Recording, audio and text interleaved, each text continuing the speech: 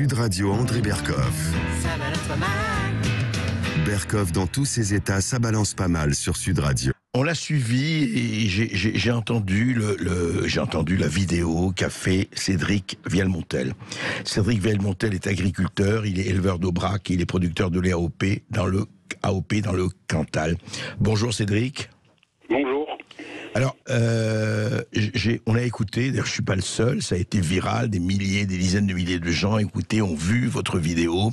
Vous répondiez à un journaliste de France Inter, Hugo Clément en l'occurrence, mais au-delà de ça, au-delà de la question personnelle, vous parliez de quelque chose de très très fort. Et effectivement, j'ai reçu, moi, des agriculteurs ici dans l'émission, dans Berkoff dans tous ces états, et des veuves d'agriculteurs, parce que hélas, il y a eu des suicides, et on le sait, il y a eu de nombreux suicides inadmissibles.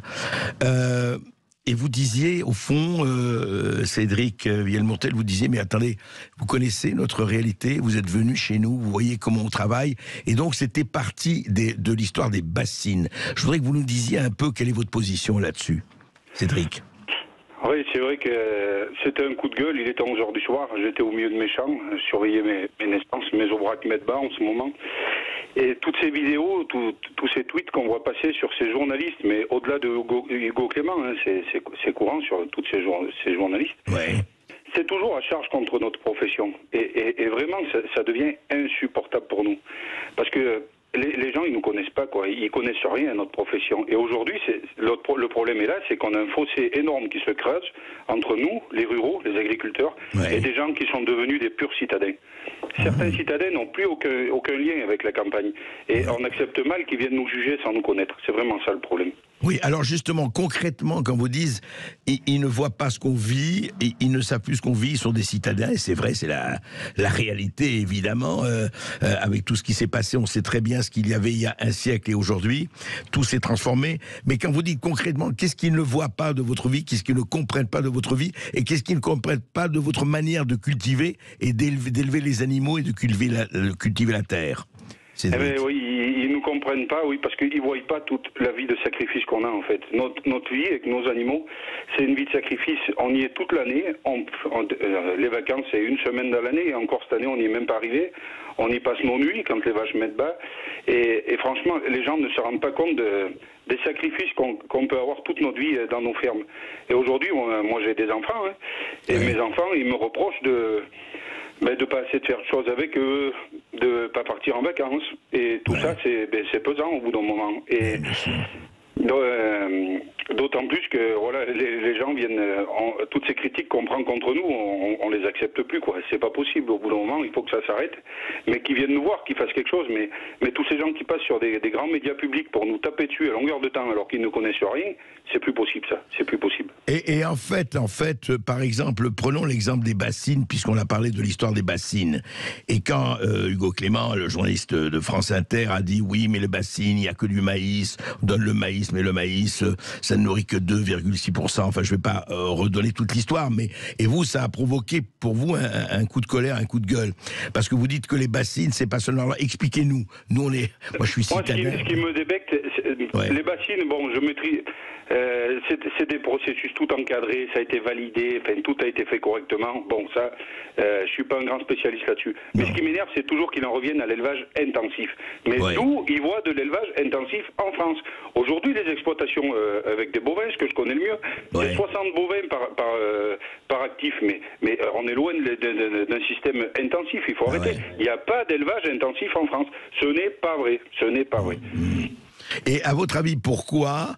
Quel intérêt ils ont, enfin, ces gens à répandre ça en disant oui, mais les agriculteurs, ça peut plus continuer comme ça, etc. C'est quoi? C'est une tentation écologiste? C'est une tentation de bonne pensée? C'est quoi, à votre avis? Pour moi, c'est juste un petit moyen qu'ils ont trouvé pour exister simplement. Parce que c'est des gens qui ne savent rien faire d'autre que de raconter des conneries en permanence à la télé, à la radio, et ça leur sert à exister publiquement. Parce que sortis de là, ils sont rien. Ils n'ont rien fait de leur vie, et ils ont que trouvé ça pour exister. Pour moi, c'est ça. Et alors vous, agriculteurs, très franchement aujourd'hui, au-delà des commentateurs et des éditorialistes, est-ce que vous vous sentez aujourd'hui protégés? Protégés par l'État, protégés par l'administration, protégés peut-être par vos syndicats, ou pas? Non, enfin, nos syndicats, ils font ce qu'ils peuvent, que ce soit la FNSEA, la Conf, enfin la Conf, non, je ne les mets pas dedans. La coordination rurale, la Conf, pour moi, c'est plus un syndicat agricole, ça n'a rien à voir. Pourquoi? Oui. On les voit dans toutes les luttes reliées à l'extrême gauche, enfin, c'est plus possible, quoi. Enfin, moi, qu'il soit contre, par exemple, le porte-parole de la Confédération Paysanne, il est contre les bassines, mais c'est son droit, il a tout à fait le droit d'être contre. Mais quand je vois qu'il va participer au vandalisme d'installation de ses collègues, ça, je ne l'admets pas. Ça, je ne peux pas l'admettre. Ça me rend fou. Après, on est protégé, oui et non. Encore, on vient de m'envoyer un article là, sur réussir un truc agricole, et des conflits d'intérêts terribles entre McKinsey et Hectare, là, ce qu'a monté Xavier Niel. McKinsey aujourd'hui se plonge dans l'agriculture, et tout ça pourquoi? Et bien encore pour nous faire disparaître, nous les éleveurs, pour nous faire bouffer ces putains de saloperies véganes et compagnie, quoi. Donc au bout d'un moment, tout ça nous pèse quand même. On a l'impression que tout joue contre nous pour nous faire disparaître. Et pourtant, c'est vous qui nourrissez les Français, enfin en tout cas c'est vous qui participez. La France a été un pays agricole pendant des siècles et des siècles et des siècles, et on a l'impression qu'aujourd'hui, qu'en fait, on a l'impresement qu'on veut vous faire disparaître, quoi. Que vous ne servez plus à rien, que c'est plus la peine. C'est ça un peu. Aujourd'hui, on est des gros pollueurs. Ça sert à rien. On coûte cher à tout le monde parce qu'on vit des aides-PAC. Enfin voilà, en gros, ce qu'on entend tous les jours, quoi. Mais enfin, aujourd'hui, c'est simple. Faites disparaître tous les éleveurs de France. Les gens arrêteront pas de manger de la viande. Par contre, la viande viendra du Brésil, qui déforeste l'Amazonie en pagaille. Ouais. Ça viendra de partout et on bouffera que de la merde. C'est pas compliqué, c'est ça la réalité. Mais alors, Cédric, vous, très sincèrement, est-ce que vous pouvez nous dire, par exemple, vous vivez sur quel pied, vous gagnez combien, vous êtes aidé ou subventionné comment? Eh ben, moi j'ai des aides-PAC comme tout le monde, on est 4 associés, on touche autour de 20 000 euros d'aides-PAC chacun, c'est clair, j'ai rien à cacher. Oui. Après, le malheur de tous les agriculteurs, ça fait 16 ans que je suis installé, quand on s'installe et qu'on se lance dans le métier, il faut payer une ferme, du foncier, qui coûte très cher, entre 8 et 10 000 euros l'hectare dans le Cantal, il faut payer des bâtiments pour hiverner les animaux, il faut payer le cheptel, les vaches, quand on commence il faut acheter des vaches, il faut payer le matériel, et tout ça fait que quand on s'installe, on s'en met beaucoup sur le dos, et tout ce qu'on gagne en gros dans une ferme, ça nous sert à rembourser ce qu'il nous fallait pour vivre au départ, quoi. C'est-à-dire, Cédric, alors justement, rembourser, vous vivez avec combien, vous, par mois, vous et votre famille? Ma femme et moi, on prend 1 100 euros chacun par mois. Et il y a mes parents aussi associés avec moi. Mon père vient de prendre la retraite, on était 4 associés. Donc vous travaillez de 60, je dirais 50 semaines, 51 semaines par an pour ce chiffre-là, pour ce montant-là. Oui. Oui. Et on est comme toutes les autres professions libérales, on est assommé de taxes et de charges, et ça c'est rageant, quoi. Et pour voir mon père qui vient de prendre la retraite, il a cotisé toute sa vie, il n'a pas triché, il a cotisé pour même pas 800 euros de retraite, mais c'est une honte, c'est scandaleux. Ah oui, il touche 800 euros de retraite par mois, votre père, après 40 ans. Oui, c'est ce qu'il lui a annoncé. Voilà. Et il a travaillé depuis 16 ans, et ils se sont tués à la tâche, et c'est une honte qu'on laisse des gens on les met dans une misère terrible à arriver à la retraite. Ils ont travaillé toute leur vie, ils ont nourri les Français, on n'est même pas foutu de leur reconnaître une dignité à la retraite, mais c'est pas possible, quoi.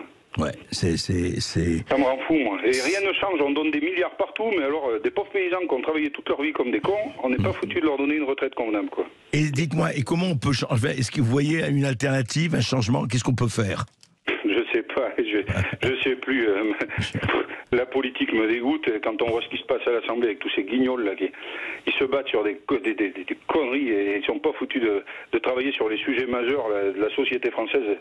Ça me rend malade, moi, ça me rend malade. Ouais. Écoutez, en tout cas, merci d'avoir témoigné, merci d'avoir dit ce que vous dites et bonne chance, et on vous reparlera aussi. Merci. Très bien, mais merci de m'avoir donné la parole. Merci.